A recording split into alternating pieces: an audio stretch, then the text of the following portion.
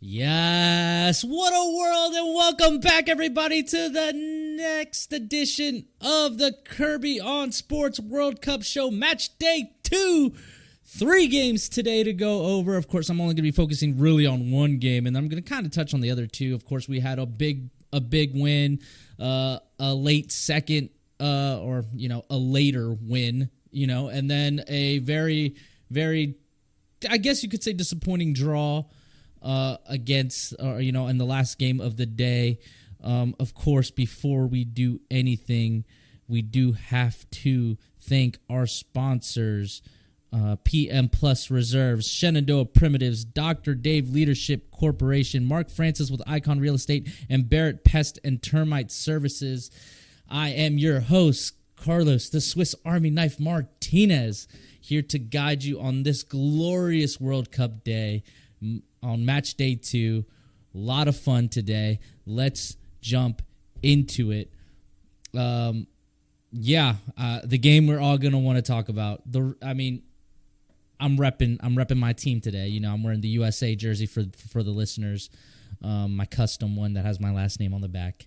Wore it all day to work today. And that is because today, for the first time in 8 years, since the last time, this happened, I was still in high school. The United States competed in a World Cup match, and unfortunately, they had a draw against Wales, 1-1, in a game in which, what can you say? The U.S. were definitely the better team. More specifically in that first half, they completely dominated Wales in that first half. And I wish they would have gotten more, but they didn't. And then, of course, in the second half, Wales made some adjustments and came in and, started to dictate more of the game. And eventually, Walker Zimmerman making a mistake and tackling Gareth Bale in the box and, giving them a penalty. And Gareth Bale, of course, he's a quality player. He converts the penalty. Matt Turner actually guessed right on where the penalty was going, but Gareth Bale just has that little oomph to the kick where it's going to where it just doesn't matter, and he got it in. A lot to take away from this game. I guess we could start with the lineup. Greg Berhalter, the coach of the United States, really made a couple surprises with the lineup. The two that come to mind are Tim Ream, a guy who wasn't really part of qualifying, who hasn't really been a part of this team, was also a surprise to make the World Cup roster. There was that, and then starting Josh Sargent, a guy who was kind of part of the team at the beginning of qualifying, fell out of favor because he wasn't in good form. He wasn't really producing much, has since come into form, with his club team, and he got the call up to the national team. It was very surprising seeing him start, considering that Jesus Ferreira was the guy, who was really the who was really the guy who was in the number 9 position. So those were like the two big lineup surprises, I guess you could say. I'm pulling up some stuff here real quick. So yeah, a very interesting. Yeah, you see like a goalkeeper, Matt Turner. He's our number 1. Of course, with Stefan not being called up to the team, we all knew it was going to be Turner. He had a fantastic game, in my opinion. Serginho Dest, he kind of he was all right. Sorry, somebody was. Serginho Dest was all right. He I don't know. I had some gripes with his play style. He really struggled in the attacking third whenever he would come forward. Of course, Walker Zimmerman was solid for most of the game until he made that mistake against Gareth Bale and tackling him in the box, which, let's break that down for a little bit. Walker Zimmerman didn't need to do that, and that really costed the United States there. At that point, there was enough people around to where I can't. I don't see the reason why he did it. There was no real reason that he needed to do that. He really just needed to just be in Gareth Bale's space and just not let him be able to turn and get an easy shot. It was tough. It's tough, and he's gonna get a lot of, a flack for that move. But hey, it was just a dumb decision. He's gonna learn from it. Walker Zimmerman has been pretty solid for us through all of qualifying, and he just made a mistake there, and it happens. It happens to the best of to the best players. I mean, Zinedine Zidane in 2006 in the final decides to headbutt a player, one of the Italian players, and gets sent off the game in the World Cup final. I mean, so Walker Zimmerman, making that tackle, it just happens. It happens. This is soccer, and unfortunately, it's what costed the U.S. 3 points. But going down the line, Tim Ream was, like I said, he was a surprise in this lineup, but man, did he ball out. He was an absolute force. It even got to the point where Walker Zimmerman, who of course has been with this team for most of qualifying and has really become the guy, in the defense, was really starting to kind of, give into Tim Ream, let Tim Ream kind of lead, and Tim Ream did a fantastic job of shutting down Gareth Bale and shutting down this Wales offense. And yeah, I was very pleased with that performance. It was a fantastic pick, and I didn't see it coming. Tim the Dream Ream, a guy who's 35 years old. This is his first World Cup, I believe. And for him to come out and have a performance like this, man, that was awesome. Anthony Robinson, man, I love Anthony Robinson. Or as he likes to be called, Jedi. Yeah, he was an absolute stud today. He played fantastic. When they first initially released the lineups, they had him on the right side. I don't know why, and it confused me a lot when I kept seeing the graphic. Then they would have Dest and Robinson flipped, because I was like, Robinson's the left back, and Dest is usually the right back. Why is it flipped? It made no sense why they did it like that. But ultimately, they ended up playing in the positions that they're more comfortable in. Yeah, I'd say it worked. Of course, we got Weston McKennie, who, listen, I love Weston McKennie. He's a stud when he's completely healthy, but he's not healthy. Of course, he came into the last 3 weeks prior to the World Cup. He had picked up an injury. It's clear he's not 100%. He was grabbing at his groin area, a lot throughout the game, and you could just tell he just didn't have that. He couldn't get into like that fifth gear, right?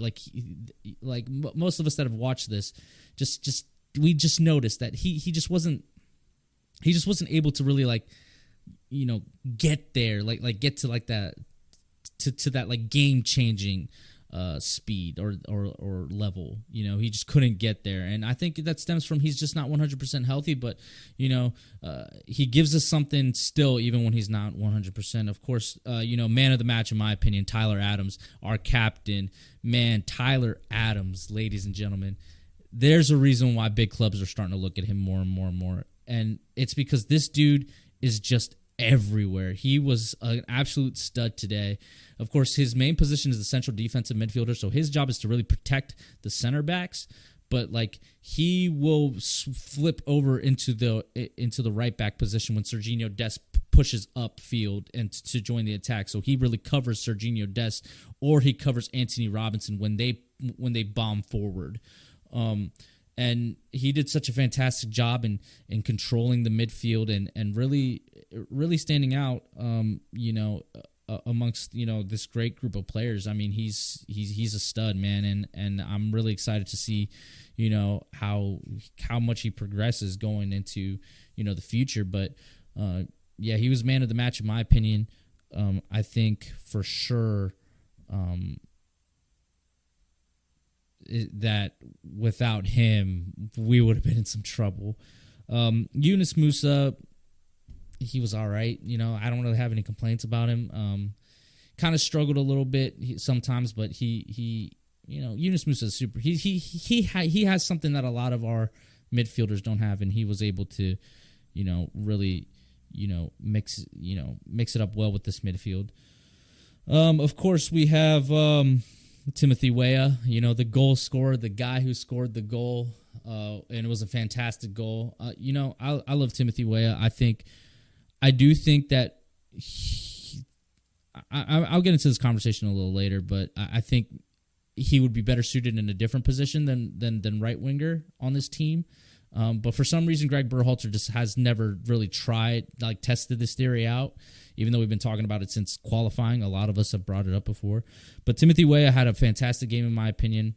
Of course, scoring that goal. And he's just a menace on the right, like he truly is. Of course, then we move to the other side, Christian Pulisic on the left, who, of course, is like, he's the star. He's Captain America, all that stuff. He didn't necessarily, he had the assist on the goal, and he didn't necessarily make an impact scoring-wise, but he was active, and I like that. I like an active Christian Pulisic. He was actively looking for the game in a way where he wasn't, putting himself completely out of position, right? Like, he wasn't, really going back into, the midfield, into, Tyler Adams' area looking for the game. He was, really just, roaming around his specific area, trying to make something happen, trying, just being active, just being that, just trying to be, that dude who, we've seen before, against Panama, against Mexico, a few times.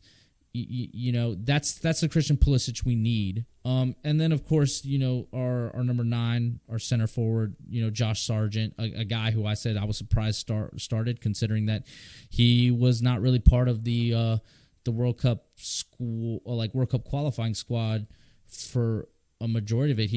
I think he only came in for the first window, to the first set of games. I think that's the only games he played with this team, and then we never really brought him back in because he just was not in form. He just didn't really fit, and like I said, he just recently got in form with his team, with Norwich down in the championship, the level under the Premier League. He's been scoring goals there, but there's in terms of the team. Initially, I was like, okay, let's see how this goes, right? Tim Ream worked out, in my opinion. Josh Sargent, he had some moments. Of course, he also helped on the goal. He held the ball. He held the ball up to let Pulisic be able to make the run, and then he passed it to Pulisic, and Pulisic, of course, made his move in order to free himself up to be able to hit that perfect pass to Weah, so that Weah could score. But aside from that, and then the moment where, early in the game where he got a header that, wasn't necessary, it wasn't going to go in, but, it was something. Aside from that, I didn't really see Josh Sargent really out there. And I just don't think Josh Sargent is the type of number 9 that we're looking for. I just don't think he has the quality of play that we need. And, of course, he eventually got subbed out of the game for Haji Wright, who was also a huge surprise that he made the World Cup squad, because he also was not really involved in World Cup qualifying, and is a guy who, while he came in and brought an energy and was a little more active than Josh Sargent was, I still don't think he's the right guy. I think this was the mistake of not bringing in a Ricardo Pepi, a guy who's great at connecting, the midfield to the forwards. And I get it, Ricardo Pepi, since, he came onto the scene with Dallas, a few, I believe it was a couple years ago, I want to say now. He really came onto the scene. He was scoring. Of course, he's only 18 years old. He's a young kid. And he was playing for FC Dallas, and, really showed out at the MLS All-Star game, gets a call up to the national team, really helps, like resetting this team, because up until that point, going into the Honduras match, in Honduras, the United States just didn't look great. And then he comes along, he He assists, helps with like 2 goals. I think he scores a goal himself. Then, next game against Jamaica, he scores 2 goals there, and things are going off. Then he makes the move from Dallas to Germany, and just kind of falls off and loses that hot form that he was on, and I think that stems from also it was the wrong move. He shouldn't have left FC Dallas. He's 18 years old. Just keep playing in the MLS. The MLS is a pretty decent league. At least play there until you're like 20 or something, right? Like there's no rush to move to a European club where, you're maybe not going to be the focal point, right? And I think that's kind of what happened to Pepe. He just didn't become the focal point. I just don't think that system really worked for him. But, I think he just brings something to the U.S. national and to that number 9 position that none of these other number 9s that we have really bring. He just has this quality to him. And recently he's gone out on loan to another smaller club where he can be a little bit more focused on. And he has found his form. He's been good. And for some reason, Greg Berhalter did not want to call him in. And I believe that might be a big mistake for Greg Berhalter. Substitution-wise, he brings in Brendan Aronson, a guy that I'm a big fan of. I think he's fantastic. He just brings this energy level to the game. And then he brings in, he brings in Brendan Aronson for Weston McKennie, I believe. Yeah, he subs out Weston McKennie first, brings in Brendan Aronson. Brendan Aronson immediately starts kind of making an impact by just his energy, because he's just a bulldog. He's relentless. He's going to keep coming and coming and coming and coming. And then, he brings in, a Haji Wright and a DeAndre Yedlin and Kellyan Acosta, who, listen, at that point in the game, the U.S. was kind of playing to not lose, right? They weren't playing to win anymore, and they were just kind of just like settling in. I think that's where the mistake kind of came. The U.S. needed to stay relentless, and I noticed it after the first goal where it kind of seemed like they started switching off. They were so on, like leading up to that first goal, and then for some odd reason after that goal, they just felt like they turned off a little bit, and then they didn't really make any adjustments at halftime, which is so strange because normally that's been the strength of this Greg Berhalter-led U.S. team, is they're good at at adjustments, and then they're also good at bringing in the right substitutions. And I just felt like Greg Berhalter kind of missed. And Wales was going to make these not substitutions. They were going to make these adjustments, and because like they're not going to play as bad as they did for the whole game. Especially at halftime, they're able to reflect and really see like, hey, okay, let's stop letting them really come on to us because they're just dictating it. Like we got to kind of bring it to them. So I think bringing in DeAndre Yedlin for Serginho Dest at the time that he did was the right choice, because Serginho Dest at that point was just it looked like he was kind of gassed and he was just starting to make mistakes. And also, you got to bring in the guy who's got World Cup experience. He's the only one that does. And then, of course, Kellyan Acosta, who's just another kind of, defensive holding midfielder kind of guy. You bring him in to kind of help out Tyler Adams. And then they brought in Haji Wright, like I said, is a guy who never really was part of this World Cup qualifying process. So, for him to make the squad was crazy. But he did over, some other guys that I thought were a little more deserving, but he came in. He brought a little more energy, a little more activity, but it wasn't anything that'll impress me, And then the biggest surprise was bringing in Jordan Morris over Gio Reyna. Gio Reyna, of course, a young, very exciting prospect of a kid. He's only, I believe, 19 years old. He plays for Borussia Dortmund. His parents are 2 U.S. soccer legends. And the fact that he was left out and then Jesus Ferreira was left out also was very stunning. Now, there's talk that, the reason why Gio Reyna didn't come in was because it might be a fitness issue. He might have picked up a knock, and they just didn't want to. They went with Jordan Morris, who, fine, he's all right. I just think that in that situation, you wanted a Gio Reyna. You needed a Gio Reyna because he just has this creativity to him, and I think that's where I think Greg Berhalter kind of missed with some of these substitutions, and definitely tactics wise did not really respond, wasn't proactive is the better word. He wasn't proactive getting this team to a position where to really to just be relentless, just be ruthless, and really just kind of put Wales out of their misery, and unfortunately we ended up kind of paying for it, by a mistake by Walker Zimmerman and a penalty. But I mean, listen, it's not all doom and gloom. We still got a point out of this.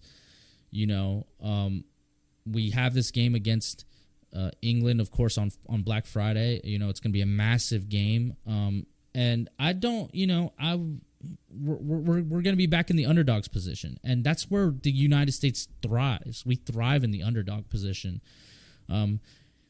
England might be overlooking us. I don't know. I think they might be feeling themselves a little bit. We're going to talk about their game a little later, but I wouldn't feel so doom and gloom. Plus, besides, the U.S., so long as they avoid defeat in their first match, I believe it's 59% of the time they move on to the next round. So it's not all doom and gloom here. Obviously, we wish we would have gotten. We deserved those 3 points. We were the better team. This game deserved us getting the 3 points, but unfortunately, that's not how soccer goes, man. You gotta actually perform to get it. And the United States did enough, in my opinion, to deserve those 3 points, but ultimately, that's not how it goes. And before I move on, that referee was absolutely god awful. He was terrible. He had an awful game. He was very card happy. He was giving yellow cards for these very minuscule type of tackles, but then sometimes there'd be some big tackles and he wouldn't call anything. So yeah, not a great performance by the referee. And now we got some key guys on yellow cards. We have 3 people on yellow cards. Weston McKennie, Serginho Dest, and Tim the Dream Ream are all on. Oh, and Kellyan Acosta. So we have 4 guys on yellow cards. While Wales only got 2. Yeah, they only had 2 people on yellow cards: Gareth Bale and Mepham, I believe is how you say his name. I don't know. He's the Welsh defender. Listen, Friday, I'm still going to be excited. I'm still behind this team 100%. Anything we can get out of England, if we can get a draw, is still good. If we can get a win, that'd be incredible, because then we can just rub it in their faces. Last time the United States played England in the World Cup was in 2010, and we tied 1-1. So history kind of shows that we can do it, and that was with they had a star-studded squad back then too. But back then that English team was very cliquey, I guess you could say, and they weren't very together as a team. Where I feel like this England team might be different in that sense, and I do believe, and our U.S. team that year ended up winning the group because we had England in our group. We ended up winning our group. And yeah, if we can just muster any points out of this game against England, we're set, because then all we have to do is we just have to beat, Iran, and we just have to make sure that our goal differential is a little bit more than Wales, just in case, and we should be fine. I don't think there's really a fear of, an England-Wales tie on the last day of the group play for us. I don't think that there's that, just because there's just a huge rivalry that they just, they just want bragging rights, they just do. So it's not doom and gloom. It's not the end of the world here. The United States, I believe, we looked good. We did. We really looked good. We dominated the game up until the for most of that, for all of the first half, it felt like. And then the second half, we just kind of struggled to adjust to the game, and Wales started really coming on, but ultimately we held. It's just we can't make mistakes like that, like Walker Zimmerman did. And I'm not putting this all on Walker, because we had ample opportunities to also put the game away on the other side, and we just didn't take those opportunities. Set pieces were an issue, but I'm not going to get too in depth on it. Long story short, I believe the U.S. deserved to win this game, but they didn't, and we left with a 1-1 draw against Wales. 1 point for each team. Let's go ahead and quickly talk about the other two games that were played today. Let's start with England, Iran. England 6, Iran 2. Man, what a thrashing this game was. It really felt like Iran's spirit broke after about the third goal. A good performance for England to really ease their fans, because there was a lot of fear, I guess you could say, going into this World Cup, because England hadn't necessarily looked good leading into this World Cup with the games that they had played prior to this. But hey, they showed out 6-2. Iran, of course, not singing their national anthem when it played, because they're in solidarity with the people, with everything going on there politically. Obviously don't really want to get into it too much. Of course, I totally understand their position. But Iran managed to get 2 goals on England. As I pull up the stats here real quick, the surprising thing for me on this game, so I didn't actually watch this game live, because I was obviously at 7 a.m. I had to work, so I didn't actually realize that Ian Darke called this game with Landon Donovan, which is crazy considering one of Ian Darke's most famous calls was on the Landon Donovan goal against Algeria in the 2010 World Cup, where at the last second, Tim Howard throws the ball, he makes a save, he catches the ball, and then he immediately goes and throws it out, to play. And he starts the counterattack. The counterattack eventually comes. I believe Dempsey takes a shot. It's saved, and then Donovan's trailing behind him. So when the Algerian goalkeeper made the save, Donovan quickly came in and put the second chance shot in. And that's what propelled the U.S. to move on to the knockout round and also win the group in 2010, which, of course, like I said before, England was in. So that put us on top of that group, and we advanced on to the next round. And Ian Darke was on call there. Of course, Ian Darke works for ESPN. I didn't know that they had made a short-term loan to loan Ian Darke to call some of these matches. Of course, he's not. John Strong is the number one. John Strong and Stu Holden are the number one commentating crew. They're going to be the ones calling all the big games. And I love John Strong and Stu Holden. I think they're fantastic. But I didn't know Ian Darke was going to be there. I really didn't. And that's so cool that they were able to make that agreement. And because I love Ian Darke, I think, he deserves to be calling U.S. games, but I understand why we're doing John Strong, because John Strong is an American. But to hear his voice was crazy, and to know that he's calling it with the guy who was involved in one of his best calls, with the go USA, call was pretty cool. But, in terms of, it was just a thrashing, man. Like, it truly was. And there's not really much you can really say on this game. I mean, like I said, Iran kind of lost. They kind of lost. I guess their hearts were just broken by the time it was 3-0, and they kind of lost their spirit. And they they got a goal at the 65th minute, and then they got a penalty in the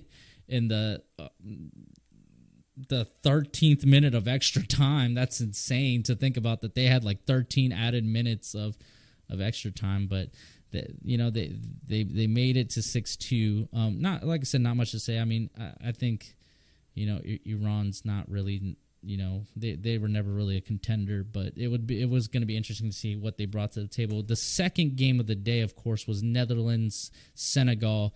Of course, Netherlands won 2-0.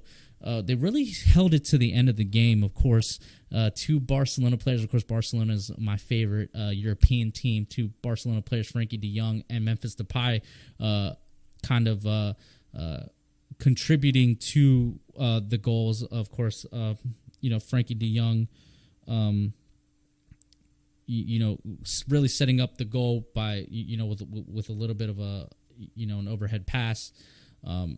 Putting it perfectly for the header, and then of course Memphis Depay had kind of did a little move against the only defender, had a little bit of an open area, kicked it, took the shot, and it was, the goalkeeper defended it, but it landed perfectly to a trailing Netherlands player, who eventually put it in. So it was kind of a little bit of a back and forth game, but also kind of lackluster. For the most part. I mean, it wasn't until the 85th minute that the first goal was scored, and then eventually Netherlands put it away. But Senegal, it kind of sucks just because they are missing their best player in Sadio Mane, so it does kind of suck for them. But that's how the game kind of works. But again, ladies and gentlemen, please keep an eye out for Netherlands. Man, this is a very young and talented team. They have quality players like Frankie de Jong, Memphis Depay, who I believe is a very, very good player, and it sucks that he's kind of now fallen down the pecking order in Barcelona. It does suck, but keep an eye out for these guys. They can be a dark horse to really get to make it far. I mean, this is a country that's been to the final, I believe, 4 times, but have never won. So they always have talent. It's just, can they finally finish it out? And I think they can. I mean, I'm not saying they're my picks to win. They are not my picks to win, but I wouldn't be surprised if they somehow make it to the final, because they are a very talented team. They have very talented players like Matthijs de Ligt and Virgil van Dijk. Those are just their defenders. So yeah, that was the second game. Let me just make sure who actually played in that game. Yeah. It was Van Dijk and Matthijs de Ligt. Yeah, they had, they're fantastic. So yeah, those were the 3 games. Like I said, I was really going to mostly focus on USA Wales, just because, I mean, come on, this is come on, that's why we're here. And of course, England, Iran, and Netherlands, Senegal. So the way things kind of stand in Group B right now is England are at the top with 3 points. USA, Wales are tied at the moment with 1 point, and then Iran at the bottom with no points. They got a big old goose egg. So with that, I mean, we got 2 games of group play left. We got England next, and then we finished group play with Iran. So we have to really, we gotta get something out of this England game. It's not a necessity, but it would obviously be, best case scenario, because then that can really set us up for the last game against Iran, where all we have to do is just get a win and we can move on. Tomorrow's slate of games starts super early with Argentina and Wales at 4 in the morning. 5 in the morning, I'm sorry, is when kickoff is. 4 in the morning for coverage. Argentina versus Saudi Arabia. Denmark, Tunisia at 8 in the morning. Mexico, Poland, which is a game that I'm going to be very interested to see, at 11 in the morning. And then, of course, the defending champions, France, take on Australia at 2 p.m. So some good matches. Of course, my pick to win the World Cup is Argentina. I just believe this is Messi's time. I believe Argentina is a very complete squad. They're taking on, Saudi Arabia, who, on paper, Argentina should win this game comfortably. Denmark, I believe, are a very good team as well. And they should also handle, they should handle Tunisia very easily. Mexico, Poland I think is the contender for match of the day. just because, I think they're very equal. You have Robert Lewandowski on Poland, and then, of course, you have, like, the Mexican, players. There's, you have Chucky Lozano and some other guys. I think that'll be a very interesting matchup just because Mexico's whole goal right now is to get out of the group stage, get into the round of 16, win a game in the round of 16, and finally get to the quarterfinals, to the round of 8, because the past few World Cups, they've been knocked out in the round of 16, and their goal is to get to that 5th game, I believe is what they call it, or the 6th game. I can't remember what the project is called, but that's been their whole goal. And, of course, France, Australia. I mean, France should realistically beat Australia, but the Aussies are very feisty. So yeah. It's, man, today was just great. Like, it was so much fun seeing the United States play again in the World Cup. Just feeling that. I watched it at B-Dubs over in Leesburg, so I got to watch it with some people there, and it was a lot of fun.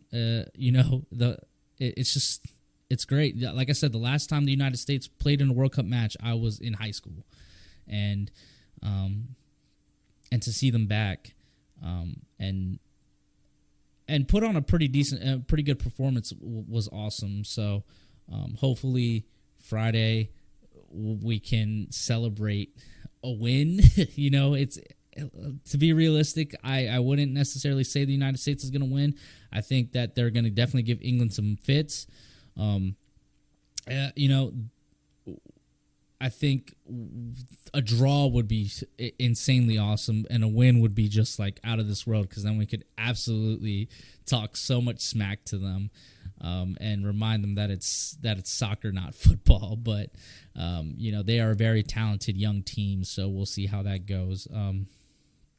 But yeah, it was a fun day. It was a fun day today. It's going to be a great week. We got more World Cup matches tomorrow.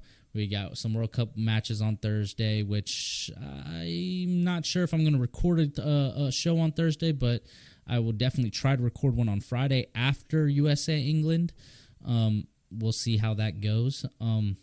Either way, you'll get a show that night. Maybe not immediately after, but at some point something will come on. But yeah, listen, it's the World Cup. It's Thanksgiving week. Like, enjoy this, ladies and gentlemen. Like, we will never have a sporting week and month like this ever again. So yeah, with that being said, I think we should probably end it here.